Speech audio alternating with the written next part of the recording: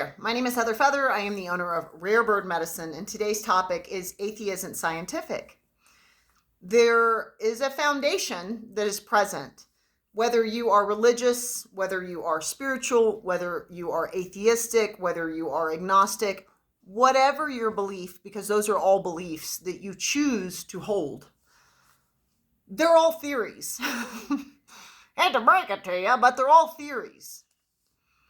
You cannot prove to me right now if your life, my life, this video is a simulation. Prove to me that this is not zeros and ones, binary, a program someone wrote, which is what some quantum physicists believe. You cannot prove to me that this is not a dream. Prove to me this is not some sleeping giant's dream that lasts billions of years, and one day he's going to wake up and none of the things our opinion sacks thought were right or even real. There's a quality with science where technically all science is theory. We have a hypothesis, we create a scientific experiment, we might even do double-blind studies. We do that in order to see if we can get the same result over and over and over again. And what happens over time is we might even get mathematical weight with our theories. Yes, the sun is going to be a sun tomorrow. Yes, the sun is going to be the sun in 100 years. Yes, in 100,000 years, the sun will be the sun. It is a star. It is a gaseous ball. And there may be science that we can point to go like, it's a gaseous ball. See, the sun is a gaseous ball. Doesn't mean it's not also a spirit, right? Just because you've proven it's made of gas, can you prove to me that there aren't spirits made of gas? Prove to me there aren't spirits made of gas. Right? So these are all stories that we tell, and we choose the ones that we align with for our own identification, our own individual expression. I do want to point to this piece because there are certain prejudices that are very, very normative and very consistent. There can be a lot of prejudice against larger bodies. There can be a lot of prejudice against atheists. And I have met many, many, many, many deeply moral atheists that are amazing humans. And so I think that is ignorant to assume that just because someone doesn't hold your belief matrix, they lack morality. That doesn't actually even make any sense. It's not your belief system that makes you moral or not. You either choose to do loving acts or not. You can say that you're Christian and still be a murderer. You know what I mean? So morality is an individual topic that's not necessarily going to entwine with your philosophy and the paradigm.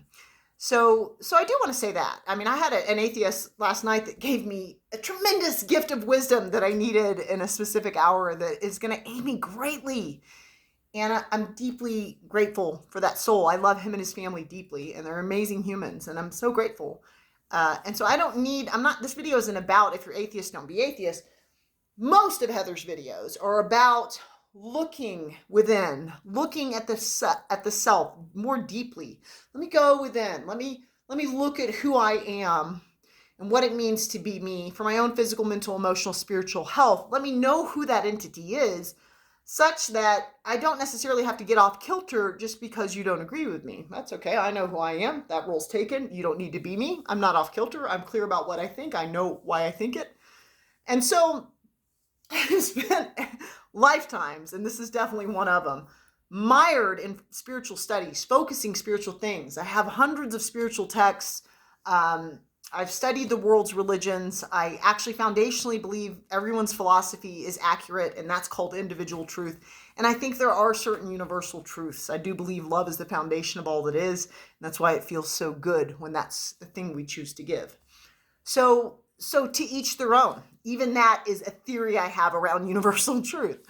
The thing is, the sun could turn into a bran muffin tomorrow, as my friend Todd has often said. He's a biologist. He's a scientist. He's an atheist, right? He knows and understands as a true scientist that all science is theory, just like all religion is theory, just like all spiritual philosophy is theory. And they're the theories that we choose to believe, and we choose to believe them as our truth. But the reason I believe atheism is not scientific is because atheism is the belief that there is no God. And I have not yet met an atheist that has proven to me that there is no God, that there is no soul, that there is no spirit. However, just like we have many days of proof that the sun will appear as a sun tomorrow and not a bran muffin. I love being open to possibility and potentiality because the macro and the micro are connected, and the quantum realm of probability is infinite waves of probability. So still possible, but very likely the sun will turn into a sun and still be a sun in the morning because that's what it's done for a very long time. In that same vein, people have had near-death experiences for a very long time, and we haven't necessarily always been recording the experiences of humanity. We haven't even had written language forever.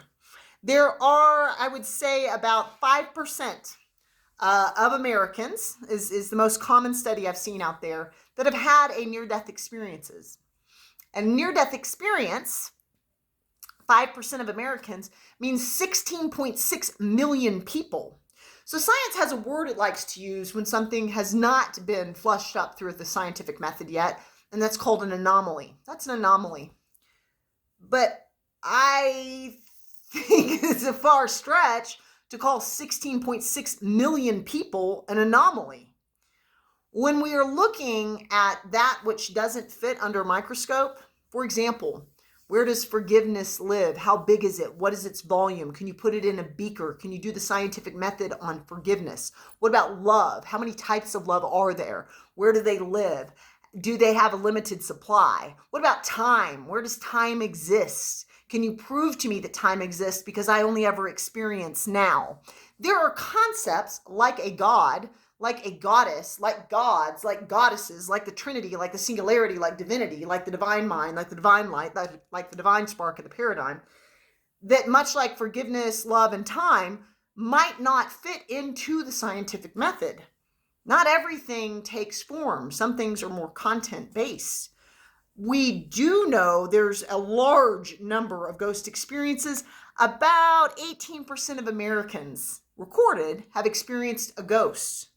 So you're looking at nearly 20% of the American population, 1/5 of just here in the States, have seen a ghost. Now, until you disprove through the scientific method that that's not a spirit, then what we have is something that has not been addressed by the scientific method.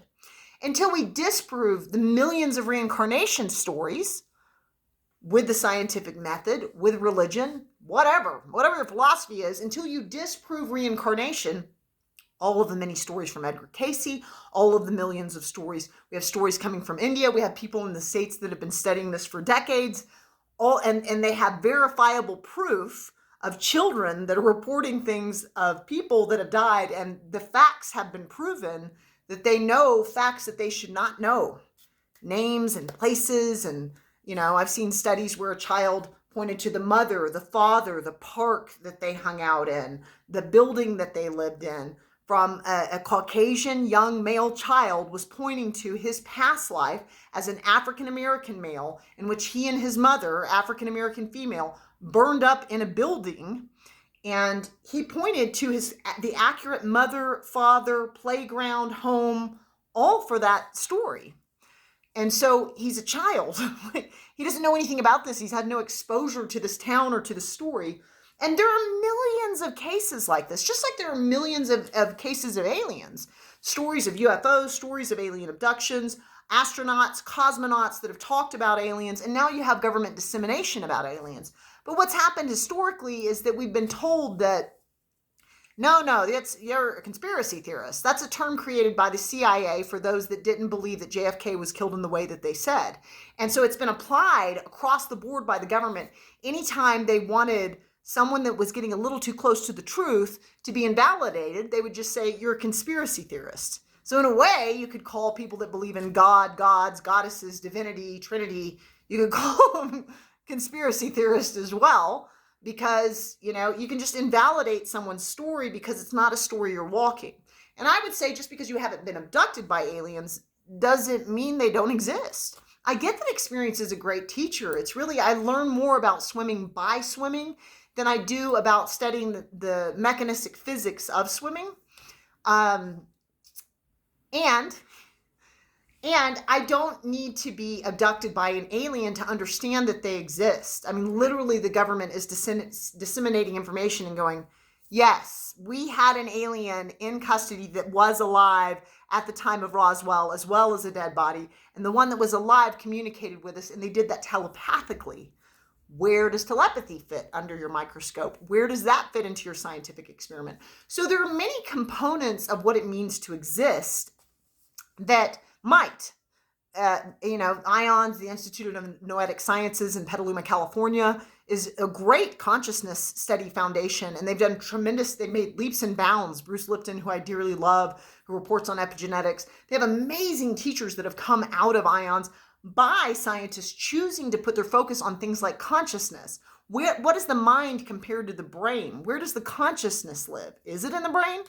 Maybe your consciousness is in your heart. I mean, you sure it's connected to the brain, right? That's just an idea we have. Where does it actually live? How big is it? Is it like the electromagnetic field of your heart, 3 meters from your heart space? Does it exist around this area of your head? So until we do the test, we don't know. We're all just theorizing. We're all just guessing. But science is where we are able to take something and consistently prove it to be true or false. And it still remains theory, just like religion, just like spirituality. I get that Heather Feather believes what she believes, and my beliefs are 100% true to me. I believe in actually all the philosophy because I believed in all of the lifetimes. I've been all these different cultures. I've been all these different religions. I've been all these different spiritual traditions. So I actually believe in all philosophies. And I believe that when you have a philosophy, it is true to you. And in that regard, it makes it a true reality for you. What we believe tends to be what we see and what will hold true for us in our realm. And there's something bigger than individual truth called universal truth. So for me, I believe whatever it is you believe, whoever's watching this video, I believe what you believe. I believe that the magnitude of your conscious awareness being focused on that makes that belief true. And there are many that have their own spin on it, that may have a similar philosophy or may call themselves the same title you call yourself. And even they will have an individualistic experience in that. But there can even be union where it's like we're all Muslim, we're all Christian, we're all Hindu, whatever that is, whatever that title is. Still, even in that, each individual in that philosophy system has their own individual way they relate to those truths. And that is unique and that is distinct. And there's also that unified agreement around where we agree that we say this is true. We have experiences like Joan of Arc. We have experiences of divine intervention. We have experiences of miraculous healing after prayer has occurred. We have ghosts, near-death experiences, reincarnation. We have volumes and volumes of information, channeled information of things that are not proven through science because they tend to be more content and less form-based. I would love to see us get more tests and more scientific slanted people to bring their awareness to these things that don't fit in under a microscope, as I say, like IONS, like the Institute of Noetic Sciences. In the interim, until you can prove there is no God, it's not very scientific to say there's not one. Prove to me there's not, show me all your proof that there's not one. And many people, I've had people throughout my life, they're like, astrology isn't real. And then I'll say, really, how many decades have you studied it? How many decades have you studied that? Oh, not at all. You haven't studied it at all, but it's completely false because you've read some horoscopes, which is applying one sign, and your chart is actually tons of astrological information. And you found that horoscope to be false. So therefore, all of astrology is false. In order to know something, the best way to become a knower is to study it. If you want to know meditation, well, get still, get quiet, go within. If you want to know the body, start listening. Start paying attention. Be mindful of what you're doing with it, You want to know your mind? Start paying attention to how you feel because feelings always follow thoughts. And then if there's cleanup work to do, My question today to you is, what is your philosophy? And are you sure that your philosophy is true? If so, why is it true to you? I know why my philosophy is true to me because I chew on philosophical and spiritual ideas for breakfast, lunch, and dinner. It is a daily focus for Heather Feather on the shamanic path. And it has been my focus for many lifetimes. This isn't the first one I've come in on the shamanic path. But that's not for everybody. I don't want that to necessarily be for you. If it's not for you, why do you believe what you believe? Why is that true? You can go to Rare Bird Medicine and click on the classes link. We have lots of fun stuff coming up this year. Amun.